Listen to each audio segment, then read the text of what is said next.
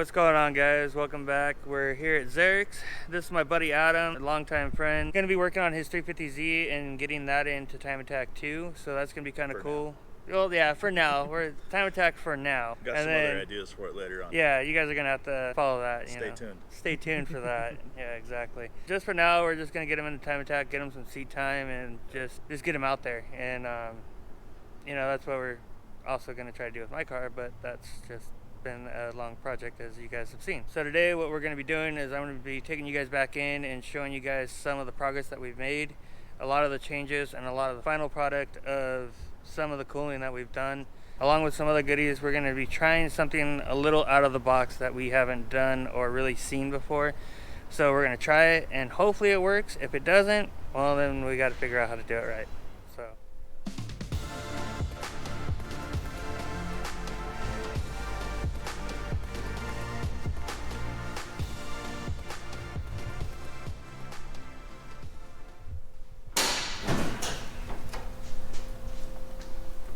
where's my prop at? Now we gotta get a rig.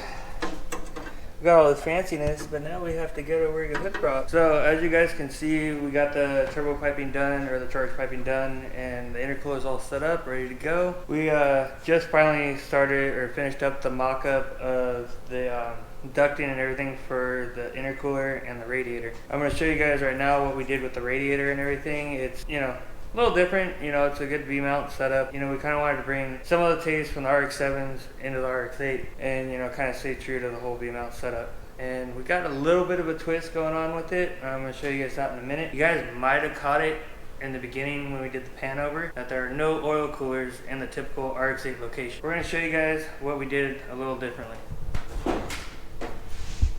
Got our quick release bumper. Gotta have that quick release. So we got our typical V-mount set up. It's a Mishimoto Universal dual pass race radiator that we got, and did some little custom tabs right here along with some rod ends and everything to hold it in place. So what we have right here are some dash 16 AN line fittings that we're going to be welding onto the radiator. And then we got our dash 10 feed line coolant reservoir. So they're just little aluminum AN lines that you weld on. So that's easy, and we're gonna be doing that. We're gonna be start mounting all the coolant lines and water pump and all that stuff. So that way we can keep this car cool, because we're definitely trying something new. So something that we're doing a little different is we took the oil coolers off of the sides. One of my biggest issues, and one thing I've been really scared about, is if I go off track, or I hit something like a tire or a cone or something on track, taking out one of the oil coolers on track. What our plan was is we're gonna bring the oil cooler right here. This right now is just a little mock-up that I made. It's just out of cardboard. It's to the dimensions of the oil cooler that we will be using. It's gonna be a Mishimoto dual pass oil cooler, and I think it's 21 or 22 inches long. I think it's 6 inches wide. So what we're gonna be doing is we're gonna be doing two little fans, and then we're gonna be ducting it into where the intercooler is. So it goes straight out the hood. It's a little different, and we just really want to try to see how it works. I mean, it should work, but we won't know until we try it. As you guys can tell, we have a lot of room between the hood and, the oil cooler. So that's giving us a lot of room for ducting air to get from here to the other side, which I don't know if you guys can see the gap we have between the core support and the top of the hood. But we still have quite a bit of room. But I think what we're gonna do is we're gonna add another sheet, so that way this doesn't really get in the way in between the two. I almost kind of think we should just cut that whole piece out, now that I'm looking at it. I don't know, but we'll figure it out in the meantime. But for right now, that's how we're gonna do it. Maybe at one point in time, we might actually go with the full tube front end. We might have to do a version 2 of the car at one point in time, and kind of. Version 2's drift car. Just wait.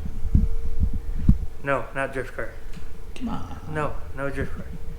I'll leave that part that's your. I'll say we'll leave that part to Don't kid yourself too much, but yeah. Right. Hey, I gotta keep my hopes up. Yeah.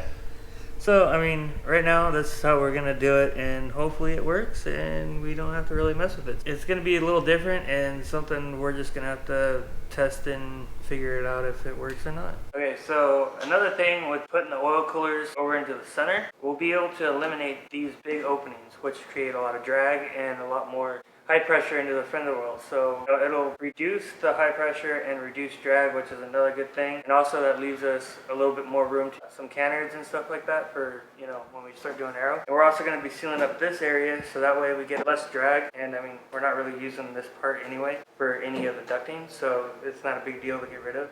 So that's going to be, you know, probably in the next few months we're going to be fiberglassing all this in. Alright guys, so that's all we got for this week. Stay tuned, we're going to try to get another video out in 2 weeks. We're trying to, you know, do the whole 2-week thing. It would be nice. But sometimes it just getting parts in when we want them, you know, time and everything, sometimes just doesn't work out. But we're going to try to stick to a 2-week schedule and try to keep you guys up to date on my car and then Adam's car now and show you guys what's going on with all of those.